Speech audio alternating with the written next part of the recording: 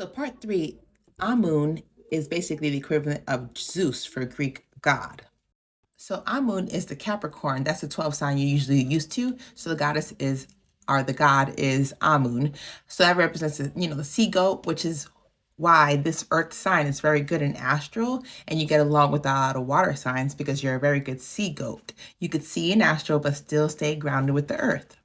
So you having fire for Sagittarius and earth for the Amun, which is Capricorn sign, you usually will astral travel with people with those signs. So you might see other Virgos, you might see other like Leos in astral, Tauruses, Aries, because that's the sign you are. Now, if you see in your dream or your astral realm or your visions other people in it, it's because sometimes we need mediums of other signs to transfer information. Like with me, if I dream about a fire sign with me, it's usually like my daughter or my sister's the Aries, because that is the energy they bring on, so they could transfer information to me from that fire sign. I'm water and I'm air, so I have those two that I usually see. And then I see a lot of fire, like I said, in earth, because my daughter, she's a fire earth sign.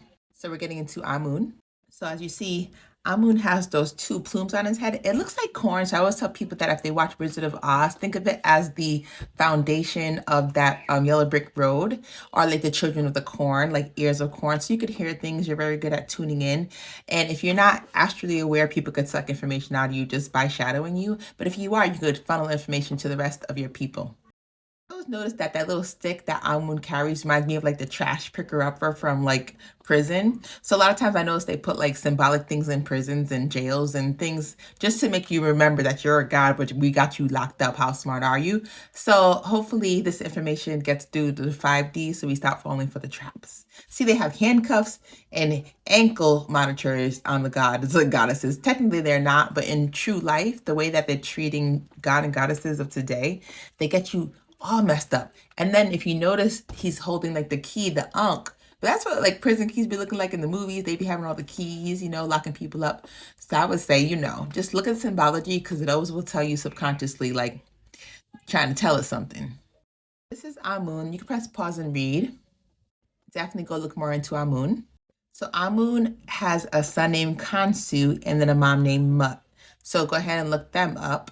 And like I said, Amun is like Zeus, the god of sky, lightning, thunder, law, order, and justice. That's by his wife up there. It's like she has a bowling pin on top, and then you notice the sun has like a bowling ball on top of his head. So like notice those things too, because you could always notice symbology. Also, there's a vulture on her head. So like the dark crystals, go watch that, because there's a vulture in that. It's basically representing the